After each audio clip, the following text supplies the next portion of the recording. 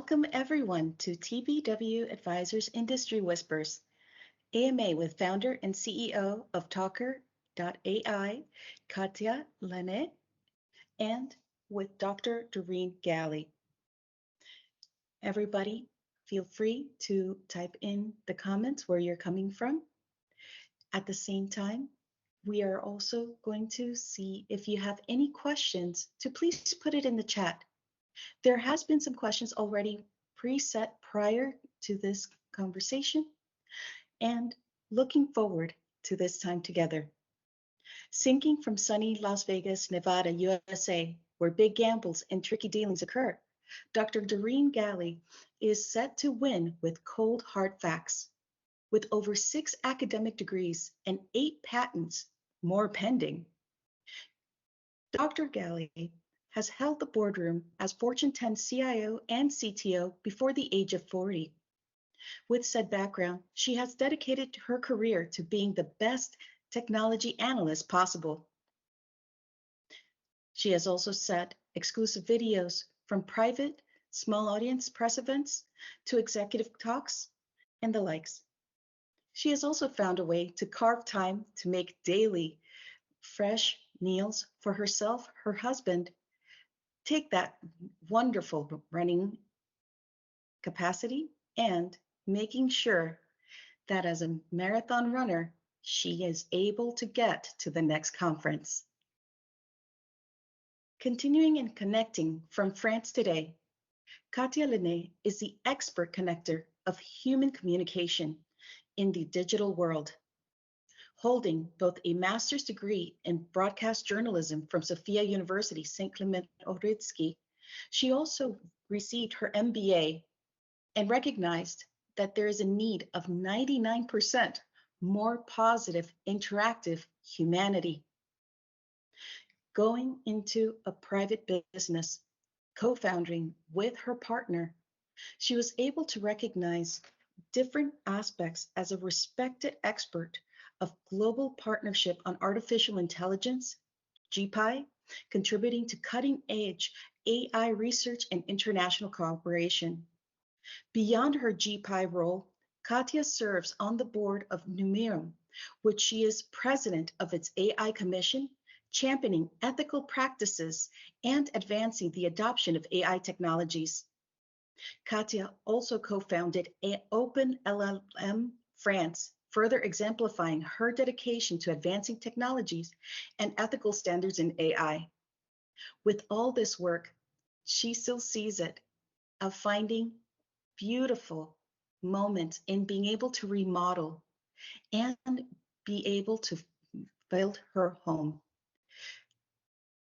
Please connect with me and sync together with 2 wonderful women of the future of the information age, Ms. Katya Lainé and Dr. Doreen Galli. Hello. Hello, thank you so much for that amazing introduction, Angeli, and welcome to Industry Whispers, AMA with founder and CEO of TalkR.AI Katya Lainé. Hello, everybody. Thank you. Thank you for inviting me. So Katya, very glad to have you here today. I noticed that when I was reviewing your background, you started as a broadcast major, and then you landed up in artificial intelligence. So I would love to hear the story of how you made the transition and the journey from a broadcast journalist into technology and artificial intelligence. Yes, that sounds very, very crazy, and at the same time is very natural and normal. So yes, I'm very committed in the communication between humans, and I wanted to interact with people. So I started to learn journalism, and I have my master degrees, of course, and I work as a journalism at my young ages. But when I found other types of jobs and of businesses that I very wanted to discover more, so about the business side of things, about advertising, about digital world, and it was the beginning of the 2000, so it was the beginning of the digital So yeah, I a little bit switched from the journalism to digital technologies, and I become to build some experience about this world. So yeah, a little bit step at a step I discovered that, and I wanted every day to have an impact. So with some background and experience in communication, in business. So yeah, we switched to the AI. Excellent. When you put it that way and you realize that TalkR.AI and all of the conversational AI is really about communication, it makes sense to come from broadcast. So I appreciate that sharing. I also noticed that you have no less than 9 affiliations. And I know there's a story there from how you started with the first one and eventually landed up to have where you are today, where you have the different places you started. I'd love to hear that story. Yeah. So again, I think it's very natural, but there is some you're going to understand. So when you're in a digital world, you want to interact with other founders and to interact with them, what type of tool they're building. So when we built our first version of our solution with my partner, so we wanted to know if we have to adjust, we have to interact to see if the business side, the technological side of our tools, of our business, of our software building, it is okay. So you have to interact with other peers. Okay, so when that's why I joined at the time Numeum, which is the largest French association of digital companies, software and service companies, technological companies. So I found I'm very engaged and committed to do things and to be committed to the ecosystem. So not only for my company, but for building tools or learn and make others learn about some topics, ethics, or I don't know, contribute to the ecosystem. That is very important. So yeah, I started to contribute to Numeum and to build this AI community in France. And then very naturally, with my work and my team's work, we shared that to the international level. So I was elected to the GPAI member, I think 3 years ago. And this year I was elected to be at the steering committee of GPAI at the international level. So I think at the same time, it's not only one step, but it is only upgrading steps of what we can do about the community. Excellent. So it's all about the community. What do you think has been one of the things you enjoy most about Numeum? Has it been the community, or I'm sure there's some other aspects as well? Other aspects, I learn a lot, and I love learn. So I'm learning and I'm contributing. So it two ways. So I don't know. That is my function mode to my I'm like that. So somebody is not like that, so that's work. But when you have to share, so I think we have more to learn to give. So I'm giving and I'm sharing and I'm learning at the same time from my peers. And I think that is the way. The more it's not only and always about business, that is okay. But I think if we have to commit to something more global, we have to be responsible about what we are doing about AI, about all type of tools. So I think if we do business only for the business, it's not right. At the same point, consumers or clients understand that they don't trust you. So I think the better way to have this confidence and trusting part of the business is to share and to be very transparent and to be like that. Excellent. So it seems that frank conversations with peers has been very helpful to you. Has that been Because I know it's very difficult when you start a company for the startup to succeed and make it. How critical has the peers been just from the business aspect of making sure that you remain a business going forward? So to explain, a Talker, we started as a company for tools and for mid-market tools. So very quickly, we started to build solutions for no-code solutions.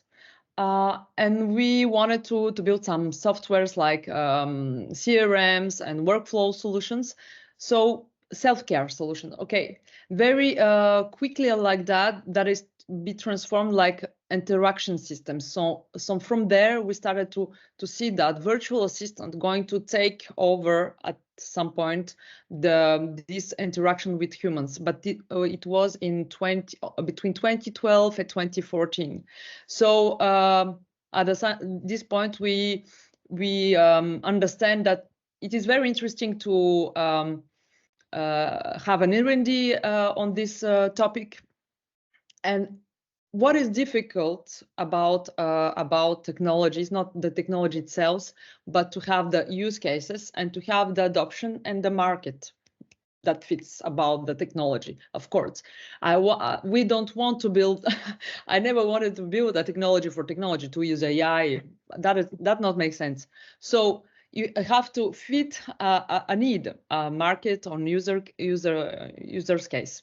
So we know that it was user's case, but the visibility for the companies was not very strong at 2015, 16. There was chatbots, very NLP systems, okay, but no. Nobody saw that there is always the voice connection also.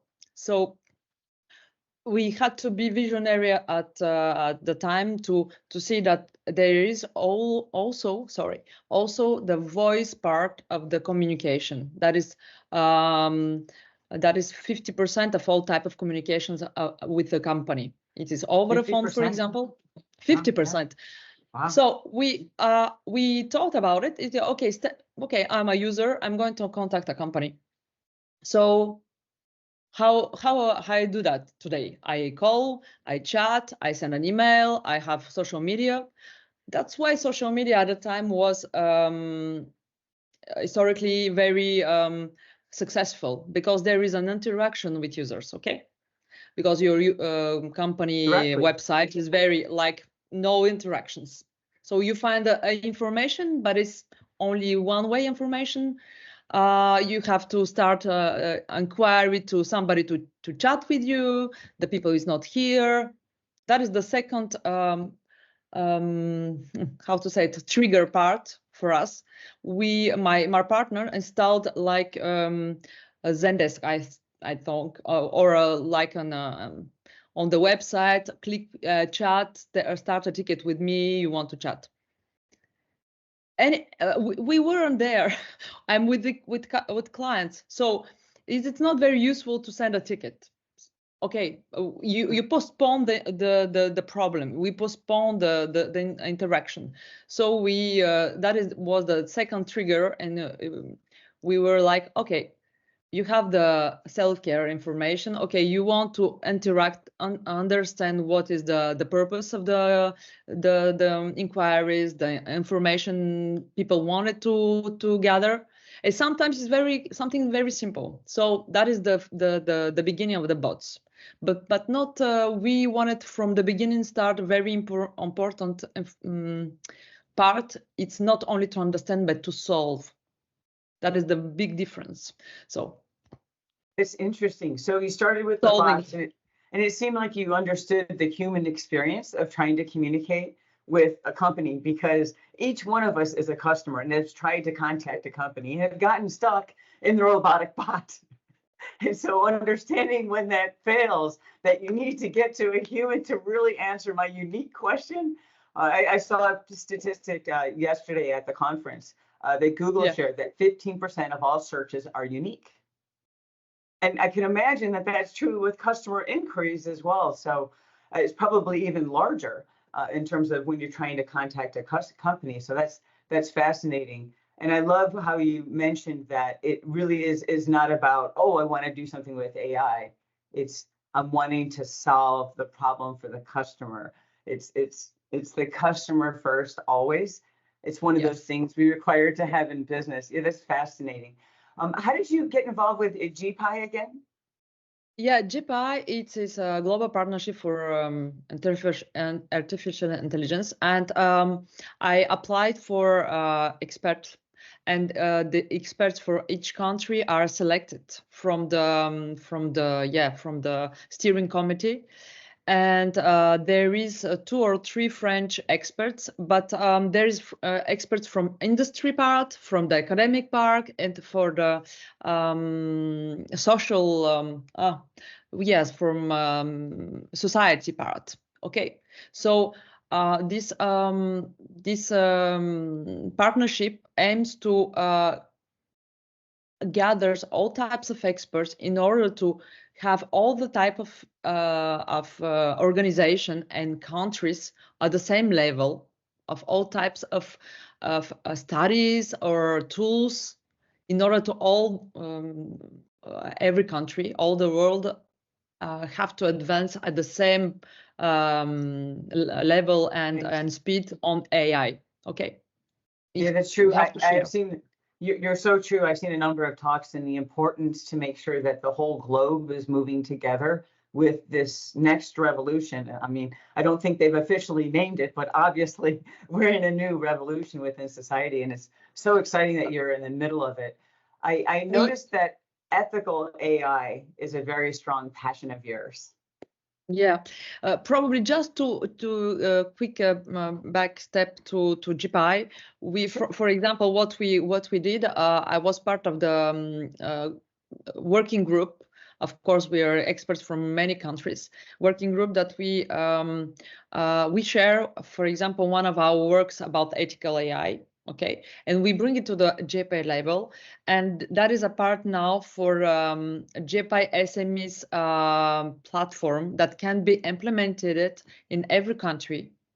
It is a decision of every country to implement this type of platform in order to match and to assess type of providers of AI with SMEs needs. Okay, because SMEs, small mid-market, they don't know, they don't have all the specifics, or they don't have You don't know what they don't know. They don't know.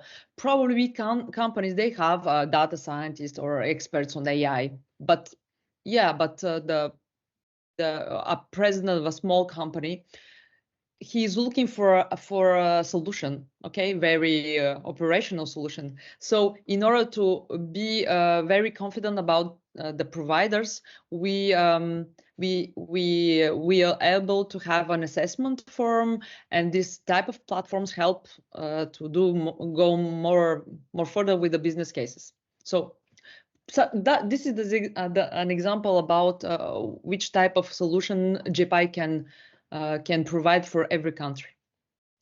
So that's amazing. To go to the sorry. It lets them know what they're missing then as well, because like I said, a lot of times they not only don't know something, but they don't know what they don't know. Exactly, and sometimes when we found out that sometimes it's very important to have only type of questions assessment, and to have what question I have to ask myself when I'm searching for a solution. Okay, because okay, this is AI. What type of AI? What do we want to do? Again, that we as experts, you and me, we know that we ask these questions very naturally. But people, there's another professions, and that is a way to be to learn more about, to be aware how to search. Excellent, excellent. And what type of biases and such within the models for TalkR did you have to worry about and prevent?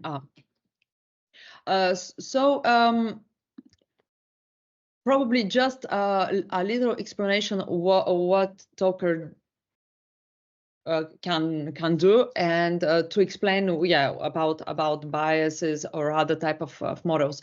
So today TalkR.AI operates like an orchestrator to easily build virtual assistant for every type of businesses, industries, insurance, energies, etc. For every type of assistant on all channels. It could be by phone, on chat, etc. So there is three types of AI engines we use by default, because we have to have the transcription of the language, understanding, and then also have the voice, for example. So at least we have three types of AI. And then we have probably many engines that we can operate in order to better understand the purpose, better answer, and have this smooth way to talk conversation naturally. The Gen AI is not it's not necessarily the only one that is working on this type of topics. Okay, so we have to the AI is one of the things we're working on, but I love to say that virtual assistant is not only about AI. For me, the virtual assistant is a complex system, like a car. I think we talked about before, and like a car, and the AI is only 1, 2, or 3 engines, but the car is not. It's not the engine, so the AI is not the assistant. So that is the metaphor we use to explain that an assistant, we have to set up all type of system in order to prevent hallucinations, for example. Okay, in order to have limits, in order to have starts and relaunches, etc., etc. So an assistant is like a human, but the way it can be doing the same type of actions, send email, SMS, etc. It's a complex system, the automation. So yeah, that's biases is about probably not biases, but probably working about every type of use cases to better understand the transcription. In some languages, like in French, there is some very funny things, because some transcription models are not very okay in French, but in English. So we have to switch engines and models. I could imagine. I understand actually that some of the large language models, when they speak to themselves internally, they've discovered, since they've been trained on English, that they use English. And I bet that, definitely has disadvantages for other languages if your model wasn't innately trained and built on the language itself. Hey, have you trained each of the models on various languages or? Yeah, so we built our own engine for language understanding and processing, and we started in 2017. We for 2 years we built it from scratch with our own data knowledge base built from scratch and our algorithm. So we were able to understand more and more efficiently in French, and we found that our model is okay in other languages, so we can switch in other languages. But what I'm saying that sometimes our own model, it's not enough for doing some use cases, or we have to reinforce. So that's why we use all types of model, foundation models existing on the market to reinforce the understanding of an assistant. That's why today, what is the difference between, for example, TalkR on other type of provider is that we operate like an orchestrator, no code orchestrator, and that's very easily to tomorrow. If I have an engine and foundation model, it's more efficient about one use case, and I have to run it on premise for probably health or insurance company purposes. I have to be able to do that like in in a seconds. So that is what we do. We definitely have to create your own model if you're going to run it on the edge, because you can't use one that runs in the cloud then. So Yeah. So what I think the very important thing about serving on companies is to also to anticipate their needs and to be able today to not prevent, but anticipate their needs for 1 year after or 2 years after, because today we have the possibility to scale all type of use cases. They already asked us, but we built it 2 years ago, 3 years ago. They're on the off the shelf, and we can go. So that is interesting. Yeah, it's always great when you have the technology ready for the customers when they're looking for it. It's like, so glad you asked. Let me just take it off my shelf for you. That's fantastic. Yeah. And it's hard because this area is moving so fast. And so trying to stay ahead of it when something is moving that fast, it's quite exciting. Have you found any challenges in terms of keeping on top of everything, or what do you use to keep on top of the technology as it's changing so rapidly? Yeah. Probably not to do everything in-house, but the orchestration part is very important. To be able to to look at every type of providers, of every type of solutions. Of course, we learn a lot with our clients, with companies. We learn a lot with customers, of course. Like I said, customers, it's users, of course. And for example, me and my partner, we always go and run the projects or participate to the projects, because when you have to make a decision about the business update or futures, you have to know what is the requirement of the company. Okay, so I think we have to be strong on the field and not lose that connection. Excellent. So a combination of listening to your customers, and it's okay to find it elsewhere. You don't have to reinvent the wheel yourself. It's about serving the customer. And I think that's important. The number one thing in business is your customers, because without customers, you're not in business. Special shout out to my clients. Thank you. Love you. Yes. But it's true. You know, we can't exist without them. So it's great that not only you're able to serve them, but learn from them, and that they really understand that you're really trying to meet their needs. And they probably feel that from you as well, due to the way you're interacting with them. You had mentioned a bit on ethical AI is absolutely one of your passions. And I understand you have an AI ethical guide and manifesto. And so I'd love to ask you about how that came about. What they came about. So about many years ago, in 2017, when we started to I started to work in Numeum for this type of AI topics.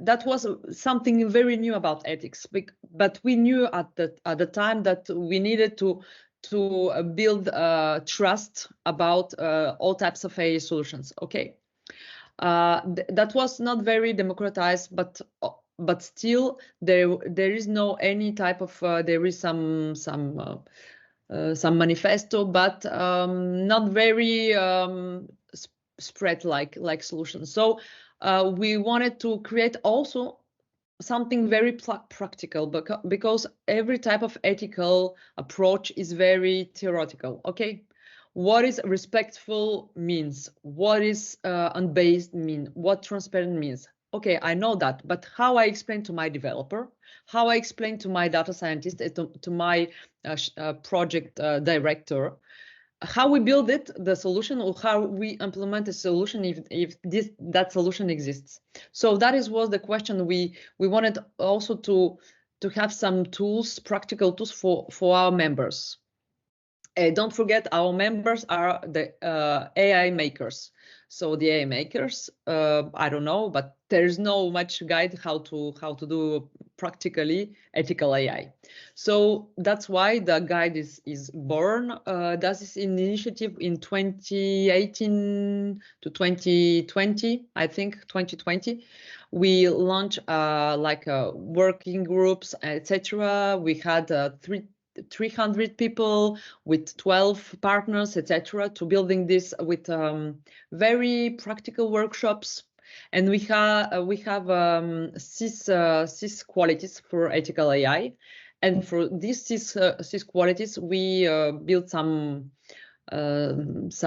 practical guidance how to build this and which question we have to ask ourselves. We have this type of building solution on implementation for the whole life cycle of the solution or the solution.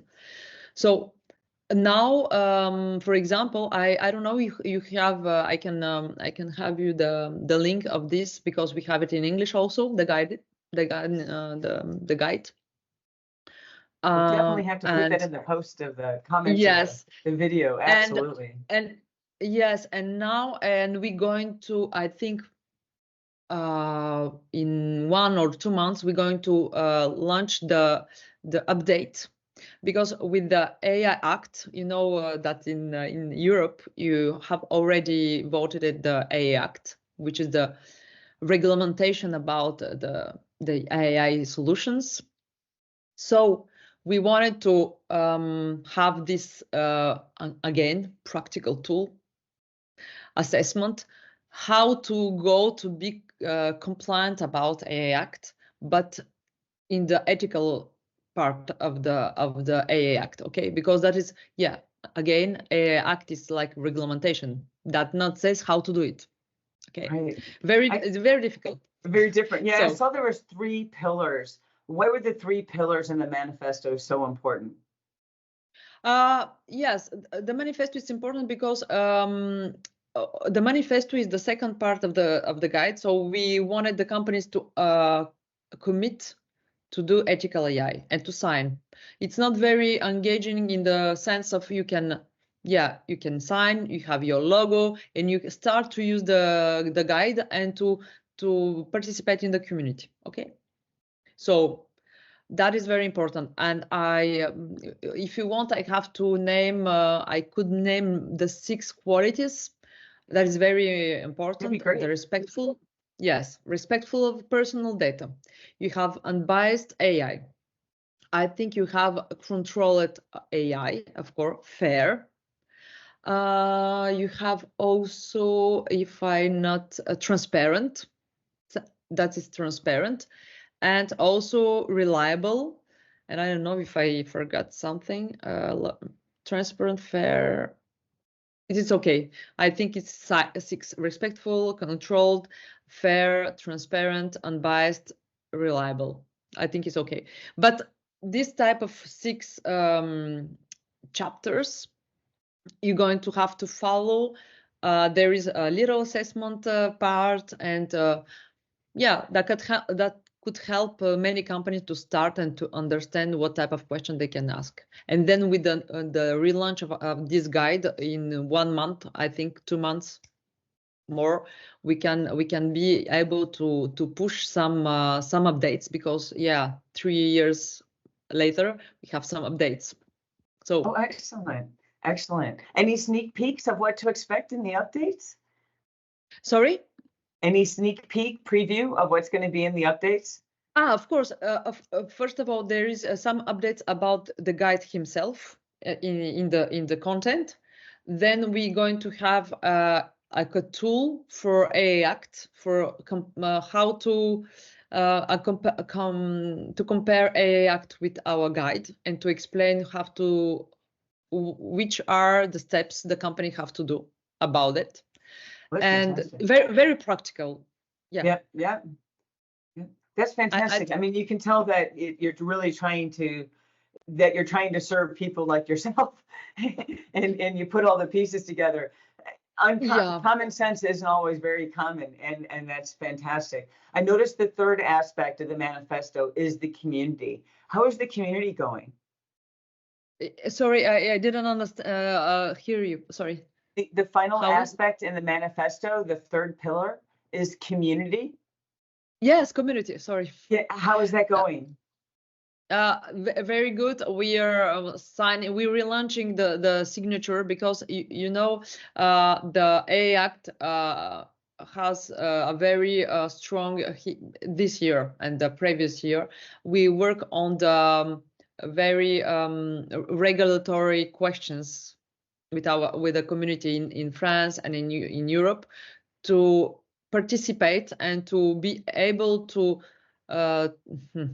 not to let some regulation that's going not to serve the companies, because that is very important to have frame, but sometimes regulation have go much more further that the frame we can do expect for a technology. So yeah, we wanted to be sure that every type of questions are covered. So yeah, we work on the regulation part, and so now we restarted the signatures of our community manifesto, and we open it because you see it is in English, and open it in Europe. So we, of course, we are open to every country to sign if companies want to join us. That's excellent. That's excellent. I love how it's moving forward and really giving them the advice and syncing up with the regulations. It's tough every time a new set of regulations coming out. I guess in the worst case scenario, you all went in the wrong direction, but at least you're trying. Yeah. But you know, it's always the most important thing is to do your best effort, because if something blows up and you didn't show that, look, this is our standards, we're trying, we're going in that direction. If something goes wrong, but you can at least show that all your intent and effort and desire was to be compliant and successful, that is night and day difference than if something goes wrong and you saw no effort whatsoever to try to achieve it. So, and it's even better when it's achieved. I know you've been working on conversational assistants for over 8 hours. 8 hours, 8 years, wrong time measure. Yes, for 8 years. Yes. What do you wish you knew beforehand that would have saved you a few years? Sorry, can you repeat just the first part? I didn't hear. Yeah, what do you wish you knew beforehand? Like, knowing what you know now, what's the biggest thing you've learned that you wish you knew back then? I thought, I think the maturity of the market, it's more slow than the maturity of the technology. We were ready with the technology part of the time. We operationally, we do that for 8 years. But I think the most important part of the thing is of course, the transformation of the companies. And when you, and yet when you have some new features like people and consumers are more not innovative, but there is spread of innovation, okay? Because big companies, big players, they work on masses, they work on big markets. So sometimes solutions for companies go after this type of solutions for consumers, okay? So the stakes are not the same with the companies. The companies is a big and complex system. So there is process, they're humans, their business, their core professions, and sometimes very difficult to move them and to take some decisions and to changes processes and humans, how they work, how they proceed, how they do things is more difficult. So assistants, okay, it's okay, but companies had to be ready in order to change their processes, and that is more takes more time than the technology. The technology was already there. It's interesting. And now they're ready. It's not unusual that the people aspect of adoption and the organizational aspect of adoption is more difficult than the technology itself, because everything has to go around, and sometimes people just know they've been doing it a certain way, and anything new is taboo. Haven't done that before. So you have to do the extra work to get the data, now, the documentation of the improved customer experience, improved brand experience. And sometimes people, what people, I hear it, I heard it many times. Customers want to have a human to help them and to answer. No, that is wrong. Human people wants only have answers about their inquiries. If it's quick and instantly, and I don't know how he gets to the answer. Sometimes, of course, for some types of questions, of requests, of course, you need to understand more and to follow up, of course. But again, no. When somebody says, "Oh, okay, I need a human," it's only because I don't know how to solve it other way. And when you have to know to solve other way, you push another answer like this that is not very. How many times have you been on a call and you call a company and it gives you 5 options? You're like, none of the above. Give me a human, right? Of course, right. If I ask you my question the way I want to ask a question, will you understand it and just get me my answer? You're right. At the end of the day, when you have a question, you want your answer, and you want the correct answer. Even more important. Yeah, of course. Not the wrong answer. So you have your own models. So I'm thinking from my experience, when someone, instead of fine-tuning a big model, instead creates their own models, there's a lot less issues with hallucinations. The bigger the model, the more the capability, the higher probability it's going to go off to who knows where. Did you find that to be true because you built your own tech so that you can deploy it on the edge as well? Yeah, I think there's two type of things. We want to combine every type of models and of motors to understand general purposes and more specific purposes. That is very important because the general engines are not very able to understand specific things, or sometimes for transcriptions there is training models on different types of languages or voices. But again, we're very that is like we tried sometimes different types of strategies, but for us that works in our system. I don't know how other type of providers are doing the job, but for us the strategy is to combine, and also to have also the small language models to work on some topics, and sometimes not to have LLMs and not to have AI. Sometimes, for example, I think I said it before for some conferences. I don't know if I asked you on that because you prefer conversational automation instead of conversational intelligence. Did you want to expand on that? I like both, but the intelligence and the automation are combined. They're complementary. They're not opposing themselves. But I think that if I have to set a meeting with somebody, and I don't have an LLM for that, if my system can understand it with normal AI, I'm just very simplifying things, of course. But why? Because economically, I have to have an API call, and that is a cost, of course. Why I'm going to charge my client, a company, for a service that I can provide without charging him more for the same efficiency? That sometimes it's not about AI, it's about the balance between the service and how it costs and why, etc. Yeah, absolutely. That was one of the questions I was going to ask, because you had mentioned you had different models. And at the end of the day, for those that haven't played with different models in a scenario, Costs, you indicated, could be one of the factors between the models, but how do you choose between the different models? Is there usually a big difference, or what if they get really close together then?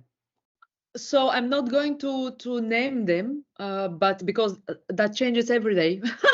That changes not every day, but every week. Now everybody launches a new yeah, I don't know, GPT 4.5, Llama, I don't know, and Mistral, or the most known for now. But we try them for every use case. We try every model, and we see which model is working. And sometimes we cannot try some types of model because they're not allowed by the company in this use case, because I can't deploy them on premise, for example. So yeah, you know, it's only always a stake and play between what type of use case, what type of efficiency, what type of cost, what type of company, etc., etc. What type of I have forgot the most important. No, not the most important. One of the important, latency. Yeah, because over the phone, yeah, if I have 3 seconds of latency, nobody's waiting for 3 seconds of answer. Not in 2024, maybe 1924. No, so yeah, that is this type of so it's like a I don't know in English the word for juggling with all types of variables, and in at the end of the day, I'm going to repeat, but it's for the interest of the company and the user, because I'm not going to set up a solution that the end user is not good enough, and it's going to cost a very, very strong cost for the company. It's not.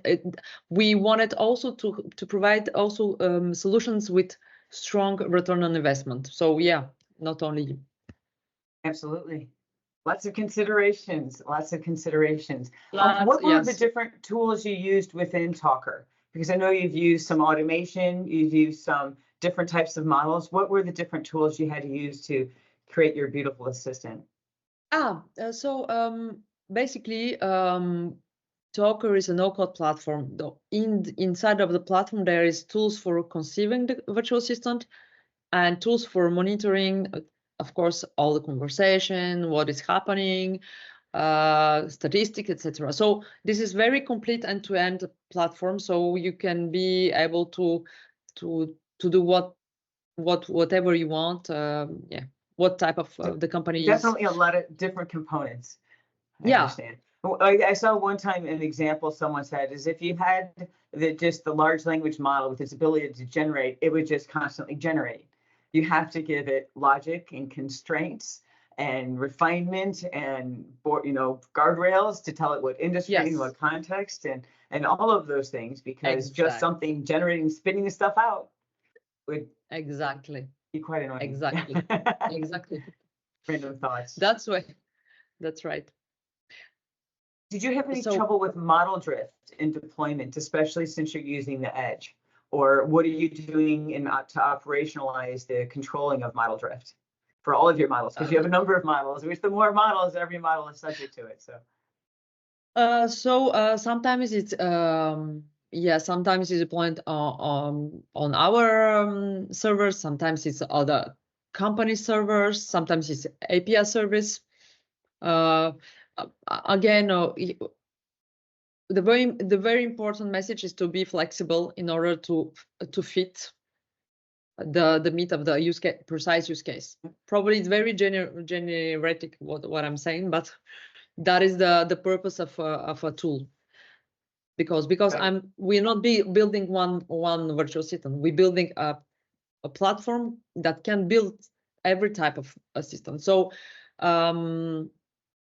and of course, there is some verticals and use cases, take an appointment. I don't know, I'm going to calling the doctor to confirm my appointment, or probably send outgoing calls in order to validate some delivery.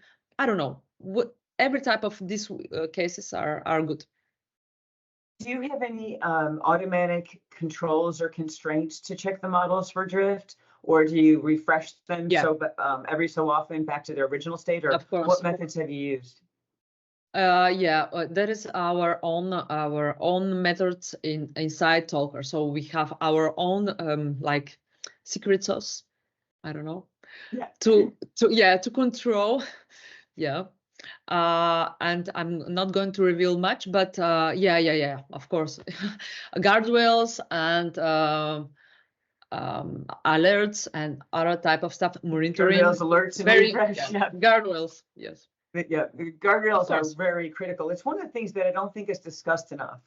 You know, it's kind of like when you first wrote your program and it compiled. I don't know how to tell you this. Not getting a compiler error doesn't mean the program works, right?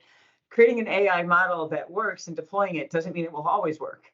Yeah, of course. And again, I'm going to, I don't know, but 50% or more of an assistant, it's more than AI. So yeah, you have to train the AI, but you have to build all around this type of thing. You have to deploy it on a channel. You have to to monitoring the conversations over the voice, and that is not the same thing over the chat, and that is all types of things beyond AI. That's why we talk beyond AI, because it's beyond AI. It's Did with you the have any human. trouble getting training data, or was it easy to work with your customers to get the training data? Because that's one of the biggest nightmares for everyone developing AI product, is where you're getting the data to train. So that is a real question. And training data, because it's about knowledge bases from the company. Sometimes companies does not, there is nothing about data about this use case they want to focus on. So we for many years now, we also have some methodologies to building for them training models and building the knowledges for this type of use cases. So now we gather so many verticals and knowledge bases, so we can reuse them. But yeah, that is a very I think 5 years ago that is a very huge problem. Now much less, because with generative AI you can generate some good bases, but not for answers, only for different types of purposes. Excellent. Yeah, no, a lot of people do have to make synthetic data and such that you can't find it. Yeah. Sometimes people use them on other solutions to create the synthetic data as well. So I didn't know but it sounded like you created your own synthetic data solution to set it up. Excellent. Which the advantages are you can set up the data so that it's non-biased, where sometimes the actual data may have bias. But probably about voice, I have something probably to share with you.